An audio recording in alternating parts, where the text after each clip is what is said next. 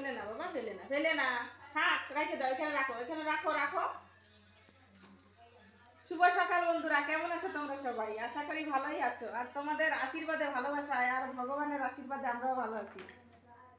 তো চলে এসেছি নতুন দিনে নতুন আরেকটি ব্লগ নিয়ে। তো আশা করি তোমাদের সবারই ব্লগটি ভালো লাগবে। তো স্কিপ না করে শুরু থেকে শেষ পর্যন্ত দেখতে থাকো আর আমার সঙ্গে থাকো। আর যে সকল বন্ধুরা এখনো চ্যানেলটিকে সাবস্ক্রাইব করেনি, তো সাবস্ক্রাইব করে নিও। তো সকালবেলা ও বাড়ি থেকে তো এ বাড়ি চলে এসেছি, আর এসে খাওয়া দাওয়াও হয়ে গেছে। সকালবেলা খাওয়া হয়েছে, কালকের যে লুচি ডাল ছিল সেগুলো সবাই মিলে খেয়েছি। আর রাতের বেলা বলেছিলাম সবাই আসেনি খাওয়ার জন্য, তো সকালবেলা সবাই এসে খেয়েছে। তো খাওয়া দাওয়া হয়ে গেছে, তোমাদের সঙ্গে শেয়ার করতেই পারলাম না, কাজের জন্য অনেকটা কাজ ছিল, সেজন্য তোমাদের সঙ্গে ফোনটা অন করে শেয়ার করতে পারিনি। আর এখন এই যে দেখো, এই যে রসুন ছোলা হচ্ছে, এই যে রসুন। তো এখন রসুন ছোলা হচ্ছে, রান্না বান্না হবে। এখন বাজে হচ্ছে 11টা বেজে গেছে। আর এই যে দেখো অঙ্কিত সোনাও এই যে বসে বসে রসুন ছিলে দিচ্ছে। এই যে আমি ছুলছি আর ও দেখো বসে বসে সব ঢেলে দিয়েছে সব। বাবু এই যে হ্যালো করো, হ্যালো অঙ্কিত বাবারে।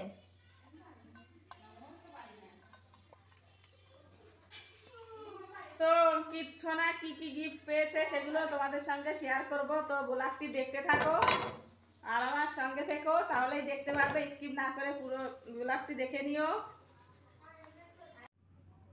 তো এই যে দেখো কি অবস্থা করেছে, দেখতে পাচ্ছ? এই যে দেখো ও পুরো খাটে ছড়িয়ে ছিটিয়ে ফেলেছে রসুন। এই যে রসুনগুলো ছুলে ছুলে রেখেছিলাম বাটিতে করে, একটা রসুনও জায়গাতে নেই। এই যে সব ফেলে দিয়েছে। এই যে দেখো পুরো খাটে বসে বসে সব ফেলে দিচ্ছে। এই যে দেখি বাবু বাটিতে আছে, এই যে 2-3টে আছে, আর সব ফেলে দিয়েছে। এই যে সব ফেলে দিয়েছে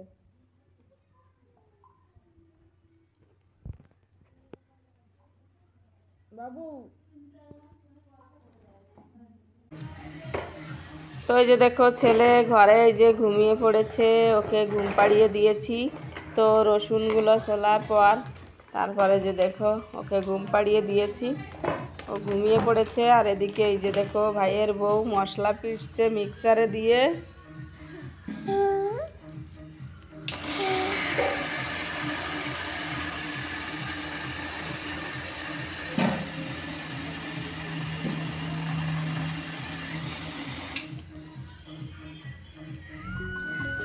তো আমি এখন চলে এসেছি ছাদে, জামা কাপড় ধুয়ে নিয়ে এসেছি ছেলের। এই যে দেখো, তো ধুয়ে এখন ছাদে মেলবো, সেজন্য ছাদে চলে এসেছি। তো আজ অতটা রোদও নেই, মনে হচ্ছে জামা কাপড় একদমই শুকাবে না, একেবারেই হালকা হালকা রোদ বেরিয়েছে। রোদের একদমই কোনো তাপই নেই, তবুও ধুতে তো হবে, তাই না? ছেলের জামা কাপড় তো প্রতিদিনই ধুতে হয়। ও বাথরুম টাথরুম করে, তো সেগুলো তো ধুতেই হবে রোজ রোজ। তো আমি এই যে জামা কাপড়গুলো মেলে দিয়ে তারপর ও বাড়িতে আবার যেতে হবে, স্নান করতে হবে। হাঁস মুরগি রয়েছে, ওদেরকেও খেতে দিতে হবে। খাঁচার ভিতর রয়েছে, বের করতে হবে খাঁচার থেকে।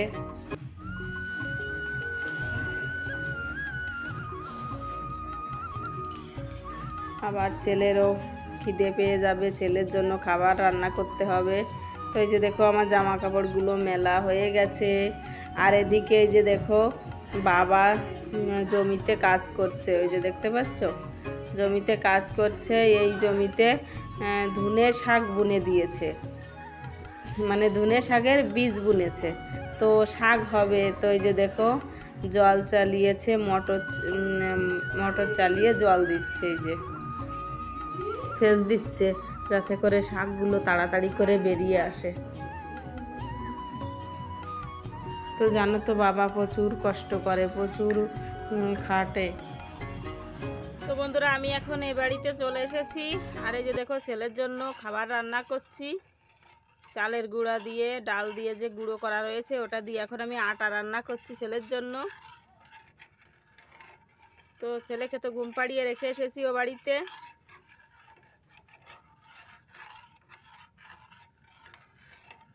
আর ছেলেকে ঘুম পাড়িয়ে রেখে চলে এসেছি। আর এদিকে আমিও চান করব। তো ছেলের জন্য খাবারটা রান্না করে নিয়ে চান করে তারপর আবার যাব বাড়িতে।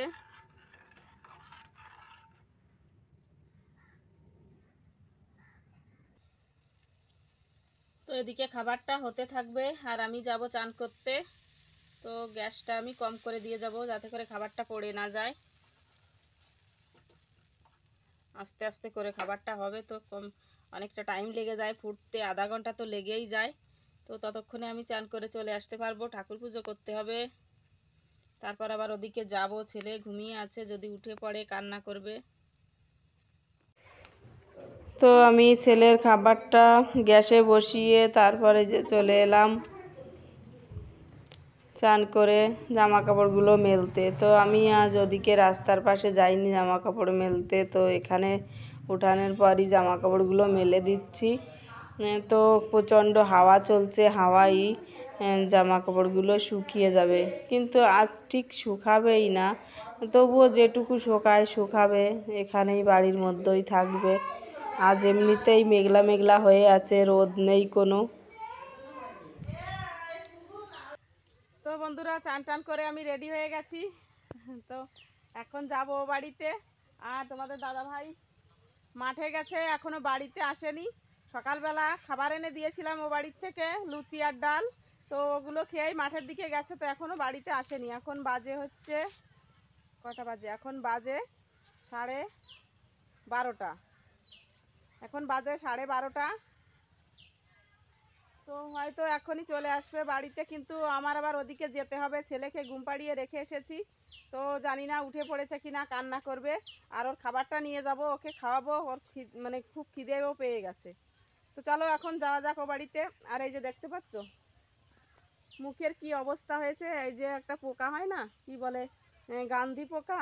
তো গান্ধী পোকা লেগে এই যে দেখো এখানে পুড়ে গেছে। এই যে দেখতে পাচ্ছ, এই যে পুরো, জানি না তোমাদের দেখাতে পারলাম কি না। এই যে এখানে পুরো পুড়ে গেছে, অনেকটা জায়গা নিয়ে। এই যে এখানে, তো এটা হয়েছে 2-3 দিন আগে, তো তোমাদের সঙ্গে শেয়ার করিনি। তো আজ দেখালাম কি অবস্থা করেছে গান্ধী পোকায়। একেবারে দেখো মুখে, এই যে এখানে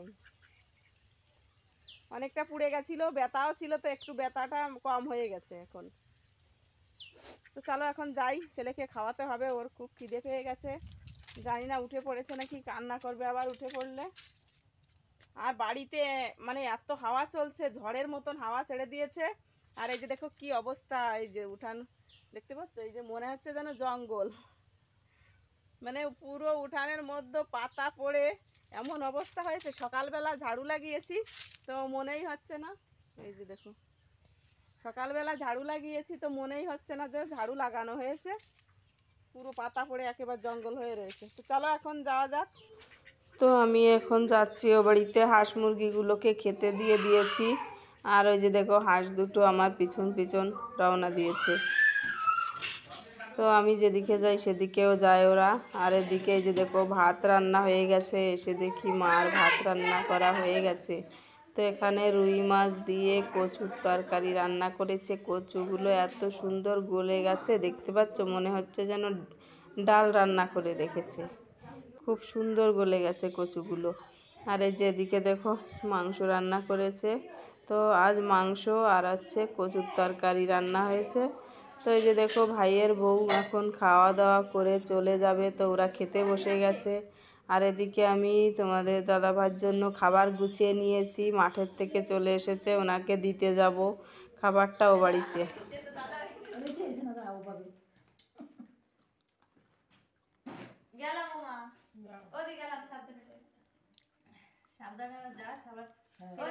তাড়াতাড়ি বাড়ি চলে আসিস।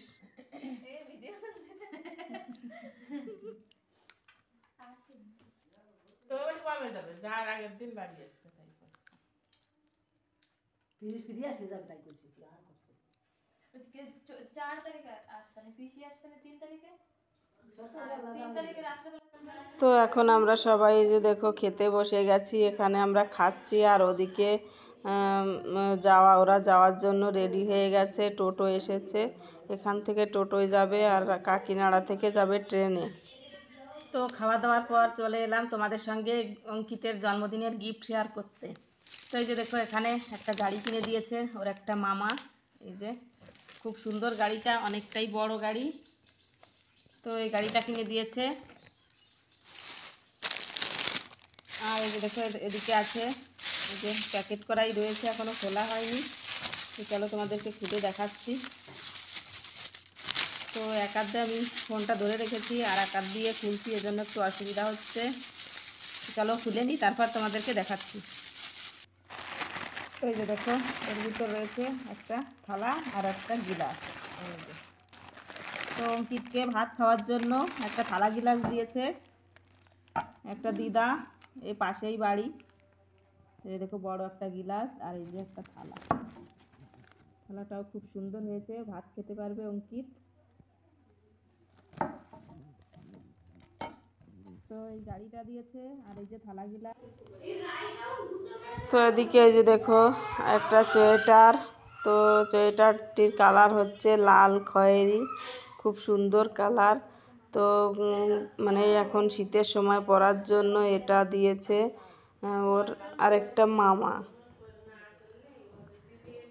তো সোয়েটারটাও দেখো খুব সুন্দর হয়েছে, অঙ্কিতের গায়ে খুব ভালো মানাবে। আর এদিকে যে দেখো আছে একটা গেঞ্জি সেট। তো এটা তো নিয়ে এসেছিল ভাই ওর জন্য। তো ভাই তো আগে মানে সোয়েটারও নিয়ে এসেছে একটা।